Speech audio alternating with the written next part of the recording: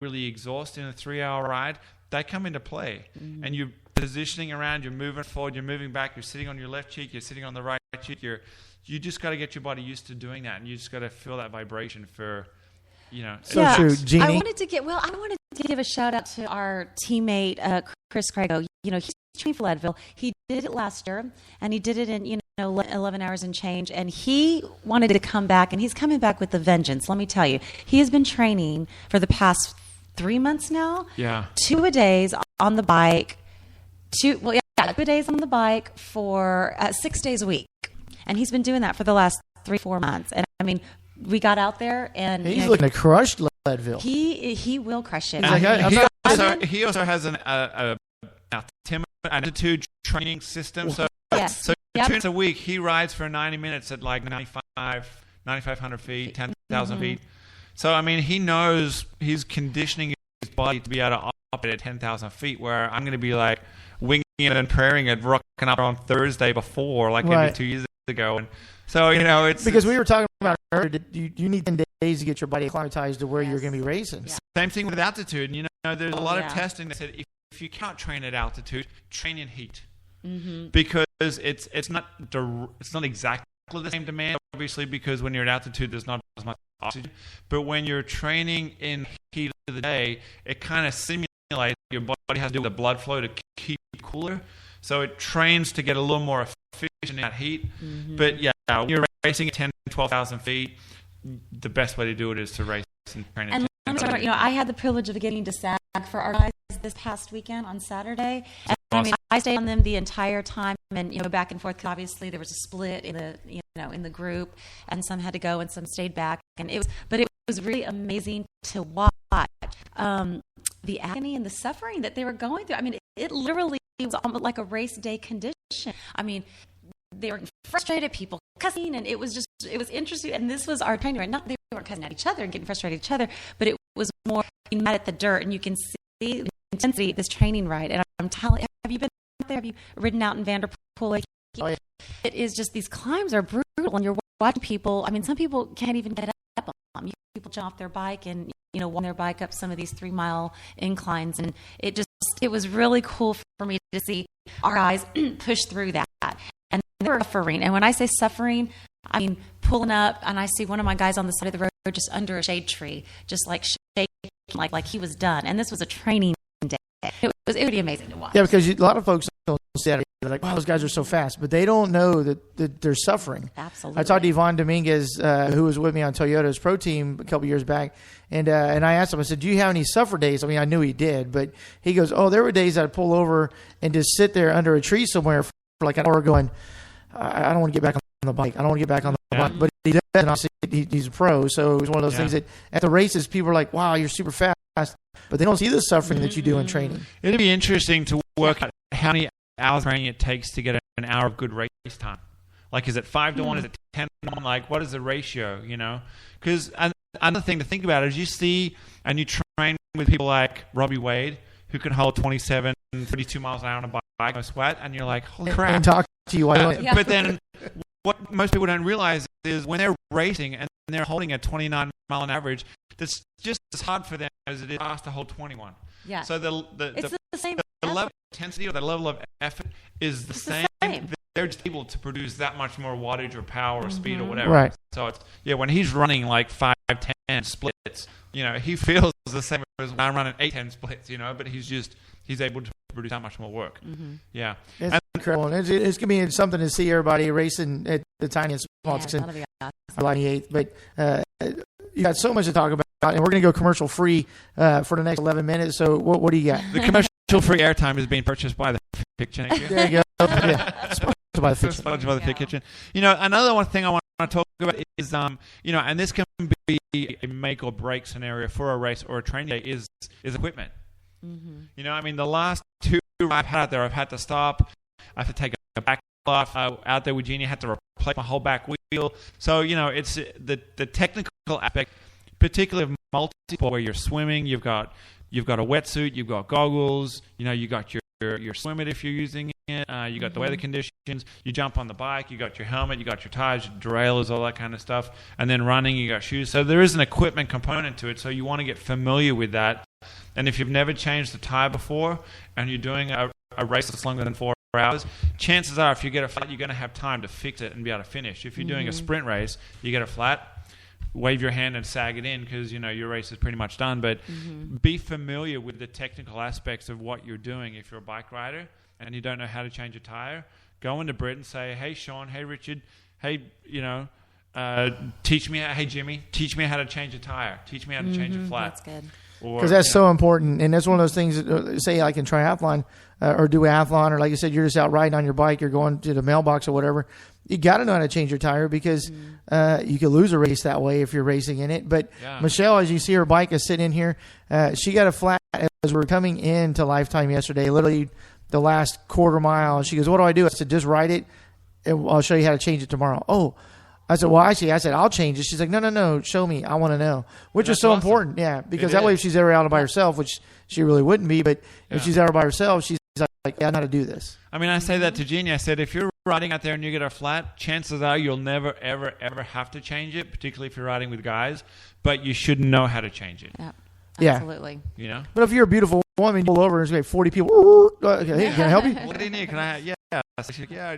But I mean, it's something that you need to be self-supportive and know how to change it. So yeah, for sure. Well, particularly race day, because I don't care how pretty you are, when people are racing, they're not going to stop for you. Yeah, right. So so right. if you want to learn to change a tire, I would say the Fit Kitchen. Obviously, I speak for you. We can teach you how to do that. Revolution Race Team can teach you how to do that. If you don't want to go to the bike shop or you feel a little uncomfortable going to a bike shop, come out on July 28th. The Tall Texan, the Small and Tiny Texan.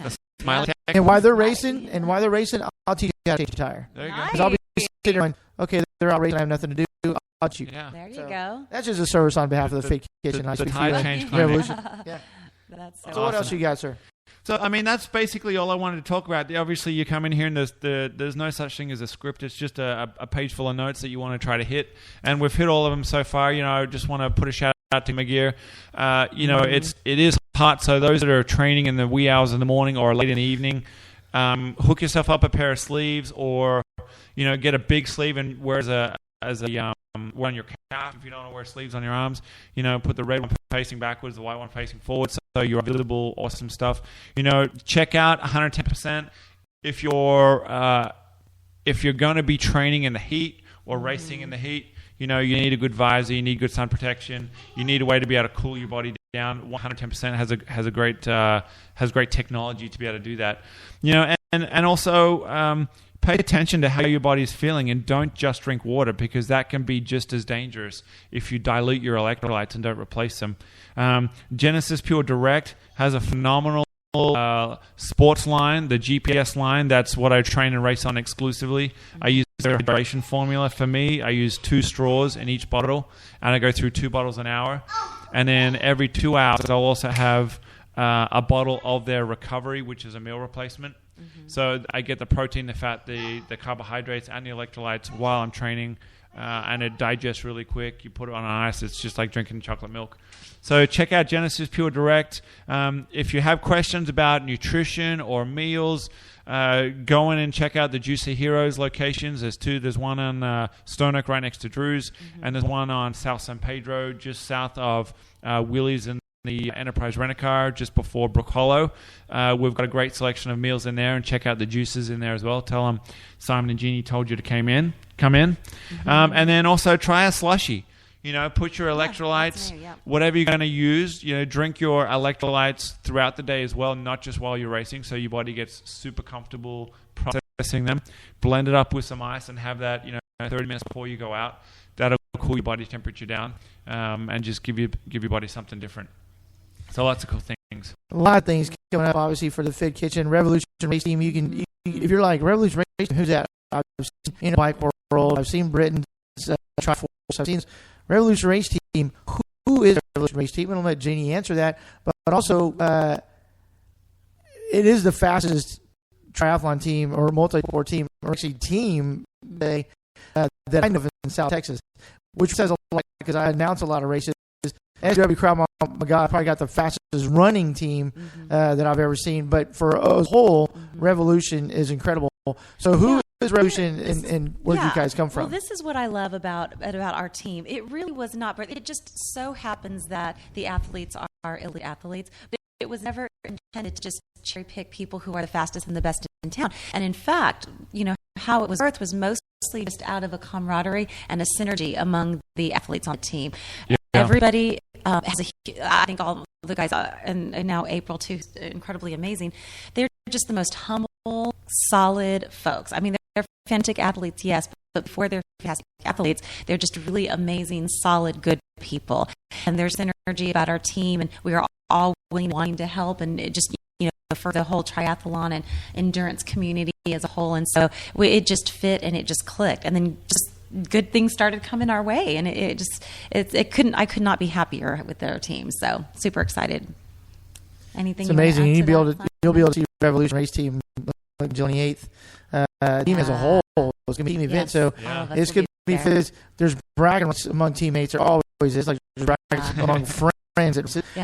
But Carlos and Robbie, obviously, and Simon, and Simon did a relay. So Simon's going to be able to, say if you're doing the bike, you may be in front of them going, come on. You can get them as they come by you kind of thing. Yeah. But it is so cool when you great friends that are teammates because you get that camaraderie. You get that eating each other on. But you also get that support. Absolutely. I think that's the thing that I love about it. It flows on and off the race course into everybody's lives. Yes. Because triathlon, whether you're triathlon, mountain biking, running, even if you're not an elite athlete, but you're passionate about it and you race a lot, I mean, it's a big part of your life. Mm-hmm. And there's a big family component, to the Revolution Race Team. And just last Saturday we had, how many did we have out there? 6, 7? Uh-huh. And we're riding along time trial style. And it's just awesome to see, so many jerseys just in alignment. And there's a mountain bike, then there's a full full suspension mountain bike, then there's a 29 hardtail, then there's a road bike, then there's another mountain bike, then a road bike. And it's awesome that, those guys didn't have to come out. It wasn't on there. They're not training for Leadville, but they're like, hey, you guys are going to go and bust your butt in the heat for 100 miles. I'll come and ride for 50 or 75 or do the 100 and be there to help pace and just help that energy and camaraderie. And it was an awesome it's just the diversity of the team is, I think, what makes us so unique and special. Even just nationalities, it's across the board. We've got, we've got a Colombian, we've got somebody from Mexico, Australian, we've got an Irish, we've got all. It's pretty amazing to see. So I'm just could not be more proud of our team. So and it's one of those things like you were saying, like when you did a 24-hour run, that your teammates may not be there may not be endurance runners, but they're like, hey, we're going to go out and support Jeannie because she comes out and helps us out at our events or vice versa. So that's where folks are like, oh, what do I need to do? I don't like running alone. Get on a team. There's so many teams in the area. Obviously, Revolution, like I said, is the fastest team, and you just started this year. Yeah. Some of y'all have been together for a couple years, but realistically, Revolution was birthed came out in full force and said, in your face, here we are. I'm just saying. I don't know about that, Mark, but we will say this: we're the funnest team in town. That's right. I can't say that. It's more like cheers in your face. Yeah. Cheers, man. We're about to rip your legs off in this road. But no, there's so much going on. We talked about hydration. Let's talk about food real quick because we talked about hydration, how important that is in cold weather and in hot weather. But food really comes into play, especially now, because a lot of folks are like, oh, I really don't know if I want that chili because it's hot outside. However, it's food. The old adage, food is fuel, and the human body looks at food as fuel. We're conditioned as societies, particularly the West, to have Cheerios for breakfast, 5 for lunch, macaroni and 5 for lunch, and we're in Texas, on steak and potatoes for dinner. But the human body doesn't care. It doesn't care if you have eggs for breakfast or you have noodles for lunch or you have oatmeal for dinner. It doesn't need to be full. We need to get kind of fuel in the body, the same amount of protein, maintaining that ratio, the same amount of total calories with the meal, and that allows your body to regulate, control concentration of nutrition. We make your brain put back, and it allow it to either rustle or decrease to fuel your consistently.